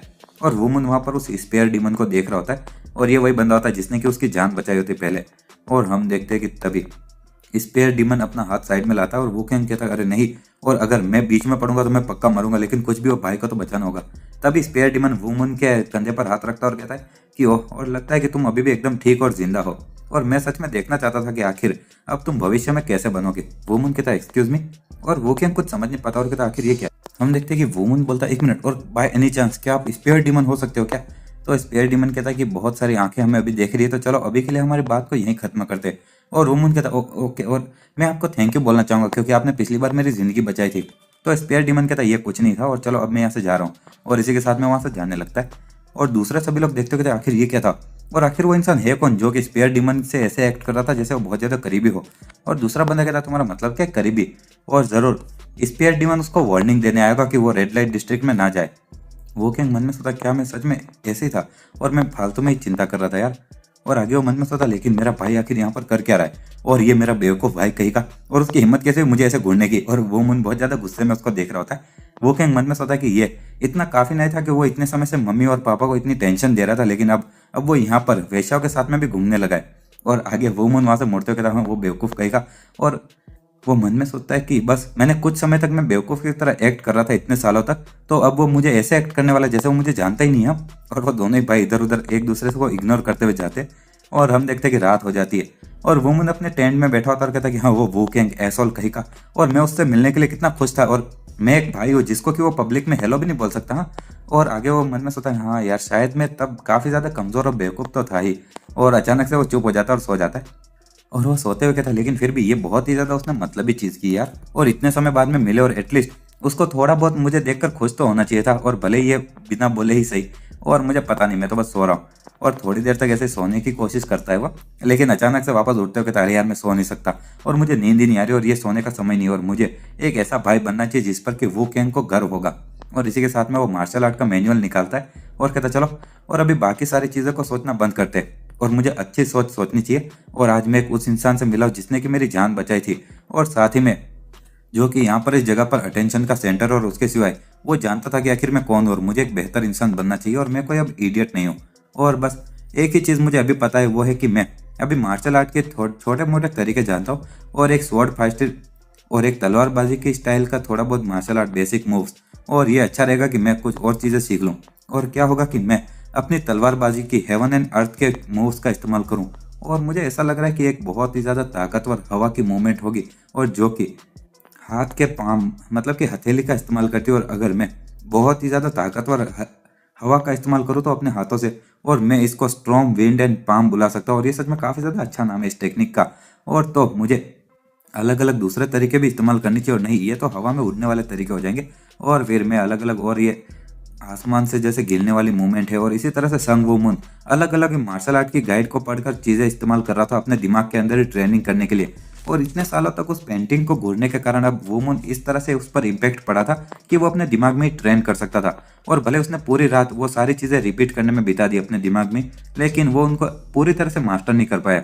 और जैसे ही नया दिन शुरू हुआ तो वो बहुत ही ज़्यादा एक नया नया दिन की शुरुआत थी, जिसमें कि सभी लोग इंतजार कर रहे थे कि स्पेयर डीमन और पाम मास्टर उन दोनों के बीच की लड़ाई का, या फिर हम उसको पाम मास्टर को जियोंग वांग भी बुला सकते हैं। और इसी के साथ में हम देखते हैं कि ढोल बज रहे होते और सभी लोग अलग अलग वॉरियर्स वगैरह इकट्ठा हुए होते। वुमन भी वहां पर आता और कहता ओह चलो फाइनली वो दिन आ ही गया। और वुमन सामने देखता है तो उसको उसका भाई वो किंग दिखता है और वुमन उससे मुंह मोड़ लेता है और वो किंग भी गुस्सा हो रहा था वो देखकर। और तभी हम देखते हैं कि जो योन होती है वो वहां पर खड़ी होती है। उसका अंकल कहता है कि हम लोग हमारे किसी भी तरह की डील कर नहीं पाए जिससे हमें प्रॉफिट हो। और योन कहते हैं कि यहाँ तक कि मैं उस इंसान से भी बात कर रही थी जो कि उन सब में नंबर 15 पर है, लेकिन उसने भी मुझे रिजेक्ट कर दिया। और उसका अंकल कहता है ये तो बेकार चीज़ है नहीं। और योन मन में सोचे कि अगर कोई एक भी चीज़ हमारे साथ में बात करने के लिए तैयार हो जाता है यार, और मेरे पास में कॉन्फिडेंस है कि मैं दूसरों से ज़्यादा अच्छा काम कर सकती हूँ, लेकिन हमारे परिवार इतना कैसे गिर गया। और तभी कुछ लोग बोल रहे थे कि ये स्पेयर डीमन है और ज़रा ये देखो, और उसका ये कई सारे पुराने खतरनाक कपड़ों से बने हुए, सिल्क से बने हुए कपड़े। और मुझे यकीन नहीं होता कि मैं स्पेयर डीमन को अपनी आंखों से देख रहा हूँ, और मैं तो ऑलरेडी काँप रहा हूँ यार। और इसी के साथ में वो सभी लोग बोलते हैं कि अभी वहाँ पर वो जियोंग वांग वो तो आया ही नहीं है। और वुमन वो देखते हो कहते हैं कि वाह, और ये सच में काफ़ी ज़्यादा बड़ा फिगर है, और भले वो बस ऐसे खड़ा है लेकिन फिर भी मैं उसकी ताकत को महसूस कर सकता हूँ। और हम देखते हैं इसके 1 घंटे के बाद में वहाँ पर एक आदमी आता है और कहता है ओह, और काफ़ी ज़्यादा समय हो चुका है, नहीं तुम छोटे बच्चे। और तभी दूसरे लोग कहते हैं फाइनली जियोंग वांग वहाँ पर आ चुका है। और मुझे यकीन नहीं होता है कि उसने हमारे स्पेयर डीमन को 1 घंटे तक इंतजार कराया। और लेकिन आखिर वो इतना ज़्यादा नौजवान कैसे दिखता है 100 साल से भी ज़्यादा का होने के बाद भी। और ये वुमन से मिला हुआ वही दोस्त होता है। और दूसरे लोग कहते हैं क्या हो सकता है कि जब तुम एक एब्सोल्यूट ऊंचाई तक पहुंच जाओ तो उम्र से कुछ फर्क नहीं पड़ता है। और वुमन कहता है 1 मिनट, और ये बिना नाम वाला ट्रेवलर, और नहीं इसको मुझे जियोंग वांग बुलाना चाहिए नहीं। लेकिन इतनी ज़्यादा खतरनाक सिचुएशन में भी वो इतना ज़्यादा ऐसे मुस्कुरा कैसे सकता है। और जियोंग वांग कहता है कि ओह तो तुम यहाँ पर हो छोटे भाई। और वो अपनी ची का इस्तेमाल करके बात कर रहा होता है। और वो कहता है कि ये बहुत ही ज़्यादा अच्छी अपॉर्चुनिटी, तो पक्का करना कि तुम अच्छे से देखो। और सबसे मेन चीज़ जो है वो तुम्हें ये देखना होगा कि जो दूरी हो और ब्रेथ, मतलब कि मैं सांस किस तरह से लेता हूँ। वो मन में सोचता है कि मैं जियोंग वांग की आवाज़ को अपने दिमाग के अंदर सुन सकता हूँ, और क्या ये किसी तरह की टेक्निक है। और जियोंग वांग कहता है कि मैं वहाँ पर अपनी दूरी कम करने की कोशिश करूंगा, लेकिन स्पेयर डीमन वो मुझे काटने की कोशिश करेगा और मुझे दूर धकेलने की कोशिश करेगा। और अगर तुम हमारी लड़ाई को एकदम ध्यान से देखोगे तो ये तुम्हारे लिए काफ़ी ज़्यादा एजुकेशनल रहेगी। और वुमन कहता है मैं समझ गया और थैंक यू। और इसी के साथ में हम देखते हैं कि जियोंग वांग कहता है कि तो चलो, और क्या तो अब तुम तैयार हो। और नूब कही के, और स्पेयर डीमन कुछ नहीं बोलता। और इसी के साथ हमारा ये चैप्टर भी स्पेयर डीमन कहता है कि अब मैं कोई नूब नहीं रहा, और मैंने वो सारी चीज़ें हासिल कर ली जो कि आपने मुझसे कहा था, ताकि मैं इससे पहले कि आपसे लड़ने आऊँ। और मैं एब्सोल्यूट ऊंचाई तक पहुंच चुका, और मेरा जो फेम है और मेरी जो पॉपुलैरिटी है वो आपसे बिल्कुल भी कम नहीं है इस शहर में। और हम देखते हैं कि वो जंग वांग एक फ्लैशबैक याद करता है जहाँ पर कि उसने जब स्पेयर डीमन को हरा दिया होता है जब वो नौजवान होता है। और वो कहता है कि हाँ, और क्या तुम्हारी पागलपंती अभी तक बदली नहीं है, और तुम एक बहुत ही ज़्यादा एक समय पर बहुत ही गुस्सेल हैजॉग जैसे थे जो कि किसी को भी मारने के लिए तैयार थे। और स्पेयर डीमन कहता है कि जंग वांग, और मैं अभी और भी लड़ सकता हूँ। और जंग वांग कहता है कि अगर तुम मुझसे वापस लड़ना चाहते हो तो सबसे पहले तुम्हें एब्सोल्यूट ऊंचाई तक पहुंचना होगा और इतना फेमस होना होगा जितना मैं हूँ, और फिर तुम मुझसे लड़ने आ सकते हो। और अगर मैं इस लड़ाई को और लड़ूंगा तो मैं तुम्हारे जैसे सेम लेवल पर नहीं आ जाऊंगा। और इसी के साथ में वो स्पेयर डीमन कुछ नहीं बोलता और कहता कि रुक जाओ यार। और आगे हम अभी का सीन देखते हैं जहाँ पर कि जंग वांग कहता है कि चलो देखते हैं, और क्या अब ऑलमोस्ट 30 साल हो चुके हैं और लगता है कि तुमने बहुत सारे ट्रायल्स और मुश्किलों का सामना किया है, और मैं देख सकता हूँ कि अब तुम पहले से काफ़ी ज़्यादा एक अच्छे इंसान बन चुके हो जिसको मैं पहले जानता था उससे। और स्पेयर डीमन कहता कि हाँ ये 30 साल हो चुके हैं, और अब 20 साल हो चुके जब आपको टेम्पररी रिटायर होना पड़ा था, जो कि हमारे बीच में जो चीज़ें हुई थी उसके कारण। और जंग वांग कहता कि तुम उस इंसिडेंट के बारे में तो बात करने की कोशिश भी मत करना मेरे सामने। और स्पेयर डीमन कहता है कि अगर तुम यही चीज़ चाहते हो तो क्यों ना तुम भी अपना मुंह बंद कर लो। और इसी के साथ में वो अपने ऊपर से कपड़ा हटाता है, और हम देखते हैं कि उसके पीछे एक छोटा बच्चा भी होता है, और वो छोटा बच्चा उस कपड़े को लेकर साइड में भागता है। दूसरे लोग कहते हैं हाँ, क्या, और उस सिल्क के कपड़े के अंदर एक बच्चा भी छुपा हुआ था क्या। और वो बच्चा उस भीड़ में जाकर बीच में आ जाता है और सारी भीड़ साइड में खड़ी हो जाती है। फिर वो बच्चा एक भाले जैसी चीज़ को लेकर वहाँ पर खड़ा हो जाता है, और उसके अंदर वो कपड़ा भी लटका देता है झंडे की तरह। और दूसरे सभी लोग वो देख रहे होते हैं, और वो मन में सोचा आखिर ये बच्चा कौन है। और स्पेयर डीमन कहता कि वो मेरा बेटा है, और तुम उसके सिर के एक बाल को छूने की भी कोशिश मत करना कोई भी। और दूसरे सभी लोग कहते हैं हाँ क्या, और स्पेयर डीमन का एक बेटा भी हो रही है, तो शॉकिंग है यार। और मुझे लगा था कि वो इस दुनिया में उसके पास में कोई नहीं होगा। और तभी सभी लोगों के दिमाग में एक आवाज़ आती है कि ध्यान से, और कोई भी उस बच्चे पर एक उंगली भी नहीं लगाना चाहिए। और सभी लोग बहुत ज़्यादा डर जाते। जियोंग हुआंग कहता कि ओए, और आखिर तुम्हारे पास में इतना समय कब आ गया कि तुमने ऐसा बच्चा बना लिया। और लगता है कि जो कहावत कही जाती है वो सच है नहीं, और एक अच्छा चेहरा बहुत ही ज़्यादा बुरे दिल को भी छुपा के रख सकता है। स्पेयर डीमन कहता चलो बात करना बंद करते और लड़ते हैं। तो जोंग वांग भी कहता है कि इंटरेस्टिंग, चलो और चलो शुरू करते हो। और तुम अभी भी ये मेरे लिए तो एक छोटे से पप्पी जैसे ही हो। और इसी के साथ में स्पेयर डीमन अपनी जगह से कूदता है। वुमन वो देखते हो कहता है चलो ये शुरू हो गया। और इसी के साथ में स्पेयर डीमन अपना भाला नीचे फेंकता है। तो वो भाला जब वहां पर स्टेज के टकराता है तो स्टेज के नीचे दरार आ जाती है। और जंग वांग अपनी जगह से कूदता है और कहता है कि तुम कुछ शुरुआत में ज्यादा ताकत नहीं लगा दे रहे हो। और तभी स्पेयर डीमन वापस अपना भाला निकालता है और ऊपर की तरफ कुछ वार करता है। जंग वांग कहता है कि 1 मिनट, और तुम अपनी की का इस्तेमाल शुरू से ही करने वाले हो, हाँ? और चलो, तो मुझे लगता है मुझे भी अभी एक असली का शुरुआत कर देनी चाहिए, नहीं? और वो अपनी हथेली सामने लाता है और एक वार करता है और जैसे एक बहुत बड़ा सा हाथ बन जाता है। और इसी के साथ में दूसरे लोग देखते हो कि 1 मिनट, और उसने स्पेयर डीमन की चीख को बस अपने हाथ का इस्तेमाल करके रोक दिया। और ये लोग इंसान नहीं है यार, और ये बहुत ही ज्यादा इनक्रेडिबल अमाउंट में एनर्जी का इस्तेमाल कर रहे हैं। और इसी के साथ में हम देखते हैं कि वहां पर उन दोनों की ही लड़ाई हवा में चल रही होती है और उन दोनों की ही चीज टकराकर थोड़ी साइड में गिर रही होती है। और कुछ लोगों को वो लगती है और कहते हैं 1 मिनट, और उनकी एनर्जी के जो थोड़े से छींटे हैं वो यहाँ पर हर जगह पर उड़ रहे हैं यार, और सभी लोग यहाँ से भागो। और उन लोगों को चोट लगने लगती है। एक बुढ़ा आदमी कहता है सभी लोग यहाँ से भागो, और जब एक असली लड़ाई शुरू होगी तो ये और भी ज्यादा खतरनाक हो जाएगा। वो मन में सोचा क्या, तो तुम्हारा मतलब कि वो अभी तक अपनी ताकत को पूरा इस्तेमाल नहीं कर रहे, तो और उनकी एनर्जी इतनी ज्यादा दूर तक पहुंच रही है और यहाँ पर जो इतनी दूर खड़े वो लोग भी कांप रहे। स्पेयर डीमन कहता मैंने कहा था ना कि मैं अपनी पूरी ताकत का इस्तेमाल करने वाला हूँ, और क्या तुम बस यही कर सकते हो? और जंग वांग कहता कि मैं तो बस तुम्हारे साथ में मजाक कर रहा हूँ। और इसी के साथ में वो भी अपनी एनर्जी का इस्तेमाल करके एक वार करता है और स्पेयर डीमन अपना भाला सामने लाता है।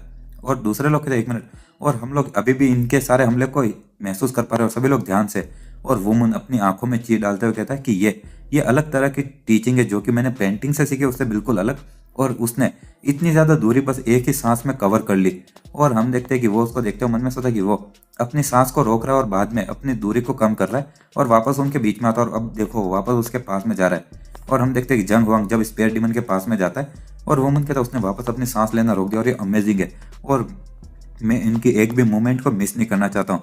और हम देखते हैं कि जो स्पेयर डीमन और जंग वांग के बीच का खतरनाक सा लड़ाई थी, और वुमन ने जैसी उम्मीद की थी और चीजें बहुत ही ज्यादा वो बस देखकर ही सीख पा रहा था, और ये तो उसके दिमाग की बाउंड्री से भी ऊपर जा रही थी ये लड़ाई। और हम देखते हैं तभी भीड़ में एक इंसान चल के आ रहा होता है और दूसरे लोग कहते हैं सभी लोग साइड में हो जाओ। हम देखते हैं कि एक आदमी उसके टकराता है और जिस आदमी ने जिसका चेहरा नहीं दिख रहा होता है, और वो टकला आदमी कहता है ओए इडियट हटो, और तुम बहुत दिमाग खराब कर रहे हो। और हम देखते हैं कि सामने वाला जो बंदा होता है वो कहता है कि मुझे गुस्सा मत दिलाओ और वरना तुम्हें मरना होगा। और वो टकला आदमी कहता है 1 मिनट रुको, और तुम तो वो वेनम किंग हो, नहीं? और दूसरे लोग कहते क्या क्या कहा तुमने? और वेनम किंग, और सच में ये वेनम किंग है? और आखिर ये बुरा इंसान यहाँ पर क्या कर रहा है? और जल्दी से यहाँ से भाग जाओ इससे पहले कि तुम इसके झांसे में आ जाओ। और वुमन भी वो देख रहा होता है और मन में सोचा आखिर ये क्या है, और आखिर उसने ऐसा क्या किया कि वो इतनी ज्यादा खतरनाक हालत में दिख रहा है। और हम देखते हैं कि सभी लोग भाग रहे होते हैं और उनके पीछे कुछ काली काली चीजें आ रही होती है, और वो लोग कहते हैं मेरी बॉडी मूव नहीं कर रही और मैं मरना नहीं चाहता, कोई मुझे बचाओ। और हम देखते हैं कि वो काली काली चीज में जितने भी लोग आ रहे हैं वो मर रहे होते हैं। और वो वेनम किंग कहता है कि मैं बिना मुसीबत किए जिंदा रहना चाहता था, लेकिन लगता है कि तुम जैसे कचरों के कारण मैं वो भी नहीं कर सकता। और हमें बताया जाता है कि ये डोकुक के अंदर पैदा हुआ बंदा था और इसने बहुत सारे गुनाह किए थे, और बाद में उसने शेचोंग के एक फैमिली के लीडर की बेटी को ऐसे बहका दिया था और बहुत सारे जहरीले आर्ट्स को सीखा था, और उसने एक अल्टीमेट हथियार को बनाया जिसका नाम था कि माउन। और इस तरह का ये इंसान था वेनम किंग। और इसी के साथ में हम देखते हैं कि जिनके भी वो काले काली चीज लगती थी वो लोग पिघलने लगते थे और बोलते कि हम बॉडी मूव नहीं कर पा रहे और कोई बचाओ। और वेनम किंग कहता है कि हाँ, और इन वॉरियर्स की लड़ाई को देखकर मुझे लगता है कि मेरे अंदर भी कोई चीज जाग चुकी है, और लगता है कि यही वो रास्ता है जो कि मेरे लिए है। और दूसरे लोग पिघलते जा रहे होते उस चीज के अंदर, और दूसरे लोग कहते हैं आखिर वेनम किंग यहाँ पर क्या कर रहा है? और वेनम किंग कहता है सभी लोग भाग जाओ, और अगर तुम इसके अंदर पकड़े जाओगे तो तुम मरोगे। और अब सिचुएशन जब ऐसी हो चुकी है तो चलो देखते हैं कि मेरी ताकत कितनी आगे तक बढ़ सकती है, और क्या ये हो सकता है कि मैं स्पेयर डीमन और इस जोंग वांग को भी मार सकता हूँ, हाँ? और वुमन मन में सोचा आखिर ये क्या, और ये भोले लोगों को मार रहा है। और अब मुझे लगता है कि वो इंसानी जिंदगी को उसको कुछ फर्क नहीं पड़ता यार। और कुछ लोग भागते हुए कहते हैं कि जल्दी से भागो, और इसका ये श्राप बहुत ही तेजी से पीछे पड़ रहा है। और जब सभी लोग भाग रहे थे वुमन मन में सोचा अरे यार, और लोग खतरे में, और ये क्या कोई रास्ता नहीं जिससे हम सभी को बचा सकते? और जल्दी से सोचो संग वो मून। और तभी वो सोचा कि ओ हाँ, और वो हाथ की हथेली से खतरनाक सी हवा, और एक ऐसी हवा जो कि मैंने पेंटिंग का इस्तेमाल कर मैंने बनाने के बारे में सोचा था, और मुझे अपने दोनों ही हाथों के उस पेंटिंग की लाइन की तरह हवा इकट्ठी करनी होगी, और फिर मुझे अपने पाम का इस्तेमाल कर मतलब हथेली का इस्तेमाल कर एक हवा का झोंका फेंकना होगा जिससे वो सारा जहर पीछे हट जाए। और इसी के साथ में वो उस मूव का इस्तेमाल करता है, और सभी लोग भी कहते हैं 1 मिनट, आखिर ये ताकत और हवा और जितना भी ये जहरीला ये जो श्राप था ये भी एक जगह पर इकट्ठा हो रहा है। और हम देखते हैं कि जितनी भी वो काली काली चीज होती है वो सारी चीज़ उसी वेनम किंग की तरफ जाने लगती है और वेनम किंग कहता है आखिर ये क्या है, और आखिर मेरा जो श्राप है वो मेरी तरफ वापस क्यों आ रहा है। और वुमन मन में सोचा कि मैं इस हवा का इस्तेमाल कर रहा हूँ ताकि मैं इस श्राप को उसी एक जगह पर इकट्ठा कर सकूं। और वेनम किंग कहता अनबिलीवेबल, और ये इम्पॉसिबल है, और कोई इस तरह से हवा का इस्तेमाल कैसे कर सकता है, और मुझे एक एंटीडोट की जरूरत है जल्दी। और लेकिन हम देखते हैं कि वुमन अभी भी हवा का इस्तेमाल किया ही जा रहा होता है और वेनम किंग अपने ही जहर में धीरे धीरे पिघल के मर जाता है और उसका जैसे कुछ एक सुराग भी नहीं बचता है। और सभी लोग देखते रह जाते। एक बंदा कहता आखिर क्या हुआ, और एक ताकतवर हवा आई थी जिससे कि वेनम किंग खुद ही उसके उस श्राप में कवर हो गया, और आखिर ये चीज किसने की। और वुमन कहता कि हो मैंने कर दिया यार। और दूसरे लोग कहते कि ये एक डिवाइन जस्टिस है और भगवान ने हमें बचा लिया, और भगवान ने इतनी ज्यादा ताकतवर हवा चलाई कि जिससे वो बेरहम कातिल मर गया, और लगता है कि यही इस रास्ते से, और हम लोग सच में लकी थे। और वुमन वहां पर कहता है कि हाँ, और वो मन में सोचता है कि ये अच्छा रहेगा कि मैं ये सारी चीज़ें शांति से जाने, तो ज़्यादा फेमस होना भी ठीक नहीं है। और इसी के साथ हमारा ये चैप्टर भी यही खत्म होता है। अगर आपका वीडियो पसंद आती है तो लाइक शेयर एंड सब्सक्राइब कर देना। मैं डेली ऐसी वीडियोस लाता रहता हूँ।